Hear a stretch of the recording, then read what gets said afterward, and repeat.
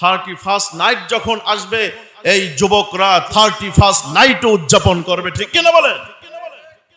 এই যুবকরা 31st night উদযাপন করে সমাজের ভিতরে বেহায়াপনা চালু করতে চায়, ঠিক কিনা?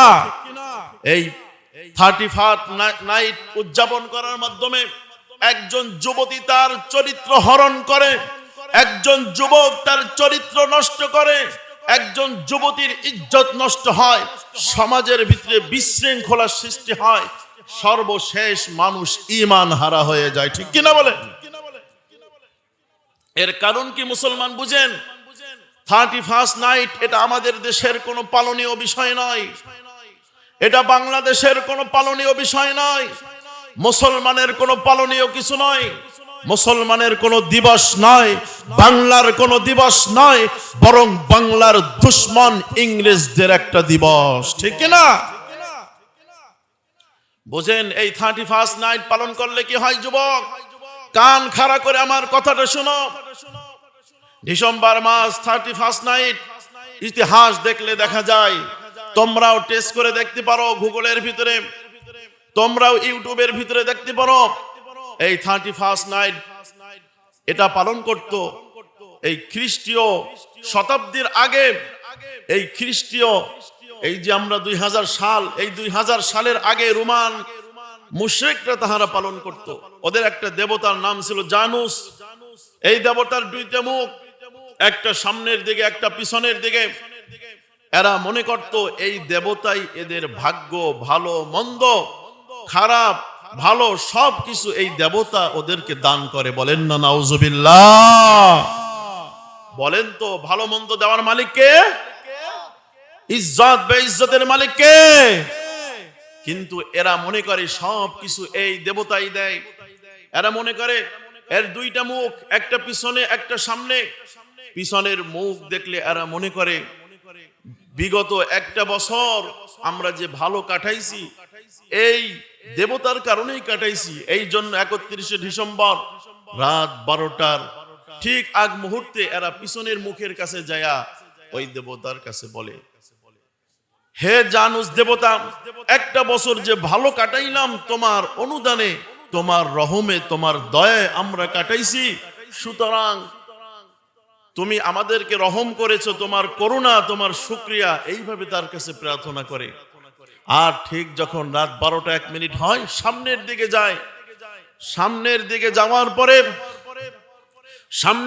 যাওয়ার পরে এরা তার কাছে উপাসনা করে আর বলে, জানুস দেবতা, আমাদের সামনের একটা বছর জানি ভালো যায়, ভালো কাটে, তোমার কাছে আমরা সাহায্য চাই, তুমি আমাদের সামনের বছরটা ভালো কাটানোর ব্যবস্থা করো। বলেন না নাউজুবিল্লাহ?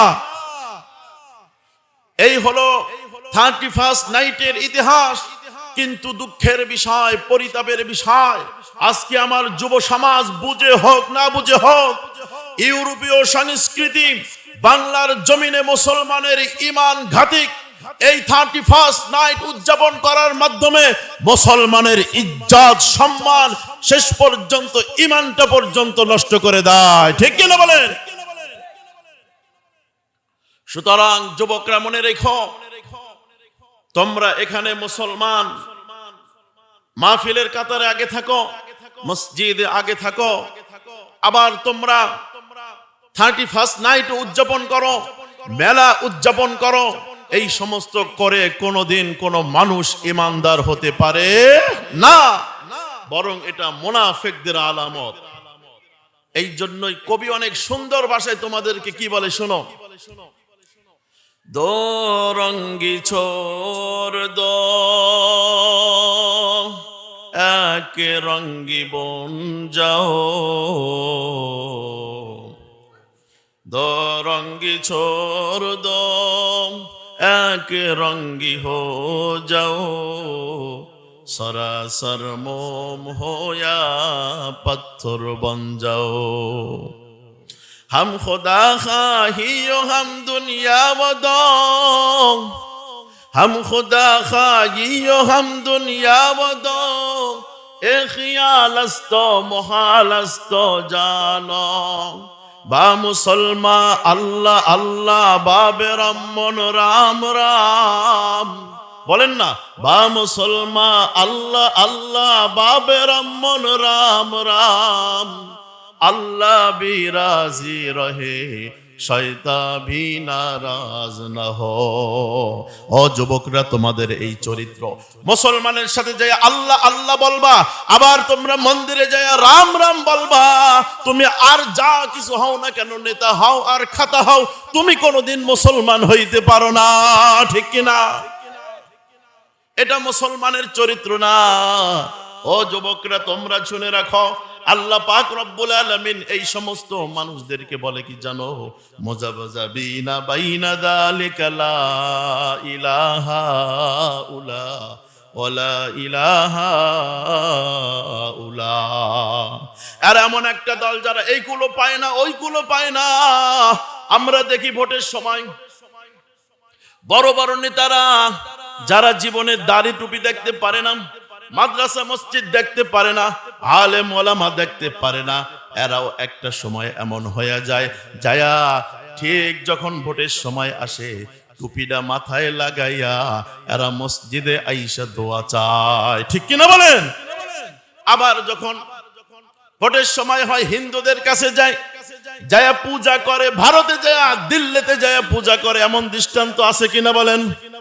ও মুসলমান, এইটা কোনোদিন মুসলমানের স্বভাব হতে পারে না। আল্লাহ পাক রব্বুল আলামিন এদেরকেই বলেন মুজাবজাবিনা বাইনা যালিকা লা ইলাহা উলা ওয়ালা ইলাহা উলা। এরা এমন নেতা, এরা এমন মুসলমান, এরা দুনিয়াও পাবে না, আখিরাতও পাবে না, এইগুলো পাবে না, ওইগুলো পাবে না। আমরা এমন হইতে চাই? আল্লাহ পাক আপনাকে আমাকে বলেন কি জানেন? আপনাকে আমাকে বলেন, ইয়া আইয়ুহাল্লাযীনা আমানু দুখুলু ফিস সিলমি কাফা ওয়ালা তাত্তাবিউ খুতুওয়াতিশ শাইতান। আল্লাহ পাক রব্বুল আলামিন মুসলমান যুবকরা, তোমরা আমরা ভালো কাজও করি খারাপ কাজও করি, আল্লাহ পাক তোমাদেরকে আমাদেরকে বলেন, হে ঈমানদার বান্দা বান্দিরা, তোমরা পরিপূর্ণভাবে ঈমানের ভিতরে ঢুকো, পরিপূর্ণভাবে ইসলামের ভিতরে ঢুকো, পরিপূর্ণভাবে দ্বীনের ভিতরে ঢুকো। ও মুসলমান, আপনার আমার চরিত্র, আপনার আমার আখলাক, আমার আপনার আচরণ কত বেশ কম।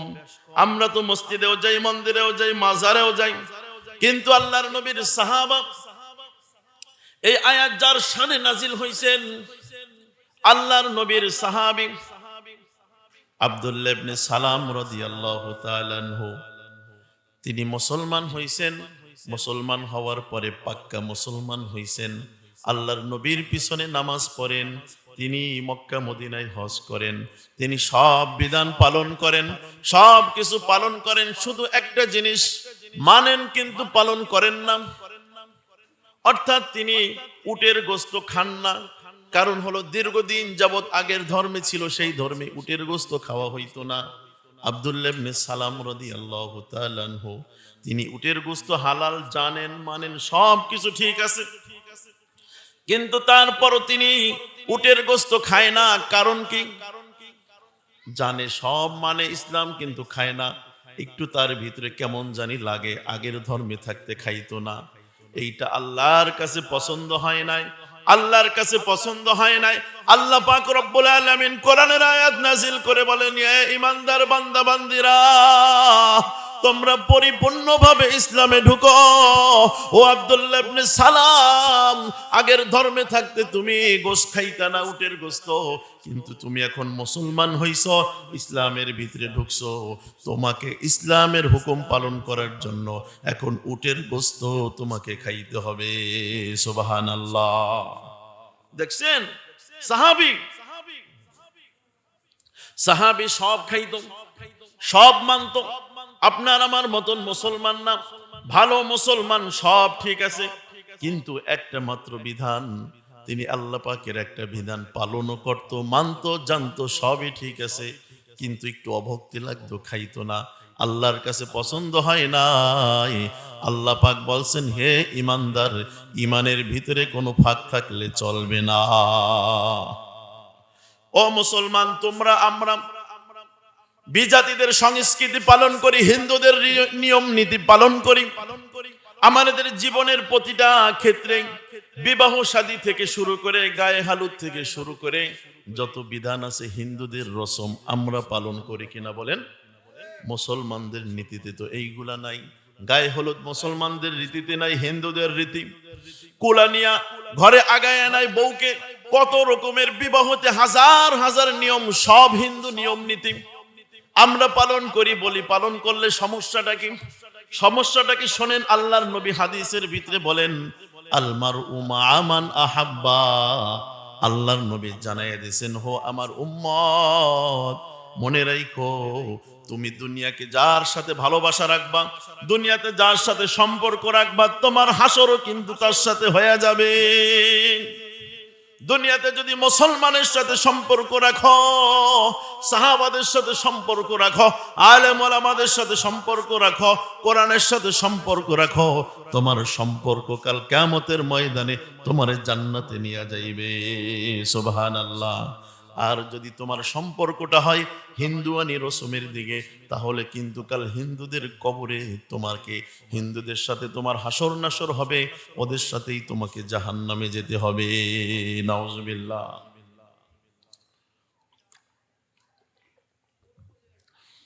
এর একটা দৃষ্টান্ত ঘটনা, মশহুর একটা ঘটনা, আপনারাও শুনে থাকবেন, জেনে থাকবেন। একটা মশহুর ঘটনা, একজন আলেম মক্কা নগরীতে মারা গেছেন, তাকে মক্কা শরীফে দাফন করা হয়েছে। মক্কা শরীফের নিয়ম হলো 1 বছর পর পর কবর পুরান হয়ে গেলে ওখানে আর একটা কবর দেওয়া হয়। 1 বছর পরে এই আলেমের কবর কোনো কারণবশত আর একটা কবর দেওয়ার কারণে সেইখানে যখন খোদাই করা হয়েছে, যখন ওইখানে কবর খুঁজছে, খোঁজার পরে দেখে এই লাশটা তো কাপড়ে পেঁচানো, কেমন জানি মনে হয় এখনো তাজা লাশ, কেবল কেমন জানি মনে হয় কেবল এখানে দাফন করা হয়েছে। সুবহানাল্লাহ। লাশ তো পচে নাই, গলে নাই, কিচ্ছু হয় নাই। তাহাদের কৌতূহল বেড়ে গেল। এখন ওই লাশের মাথা যখন খোলা শুরু করলো, যখন লাশের কাফন মুখ খোলা শুরু করলো, মুখ খোলার পরে দেখে, কিরে আমরা তো এখানে একজন আলেমকে দাফন করেছিলাম, এখন তো আলেমের কবর আর এখানে নাই, এখন দেখি একজন মহিলার কবর এখানে। আরো আশ্চর্য, যেই মহিলাকে তো আমরা কেউ চিনি না, এ তো মক্কার আমাদের আশেপাশের কোনো মহিলা নয়। এই মহিলা কোথার? খবর লাগাও, খোঁজ লাগাও। চতুর্দিকে খবর ছড়াইয়া গেল। হজের মৌসুম ছিল, একজন হাজী সাহেব দেখতে গেল। কি ব্যাপার, কি আশ্চর্য ঘটনা। দেখতে যাওয়ার পরে হাজী সাহেব দেখেন সেইখানে একটা লাশ। এই লাশ তো মক্কা নগরীর কোন মুসলমানের লাশ না, এই লাশ তো কোন মুসলমানের মক্কার লাশ না, বরং একটা ফ্রান্সের একটা মহিলার লাশ। সুবহানাল্লাহ। এই মুসলমানটা ছিল ইহুদি, এই মহিলাটা ছিল ইহুদি। তবে আশ্চর্যের বিষয় হলো এর লাশ এখানে আসলো কিভাবে? এই হাজী সাহেব ডাক দিয়ে বলে, এই মহিলা হলো ইহুদি মহিলা, তার বাসা আমার বাসার পাশে ফ্রান্সে। সকলে বলে তুমি কি পাগল হয়ে গেছো, এর লাশ এখানে আসবে কিভাবে?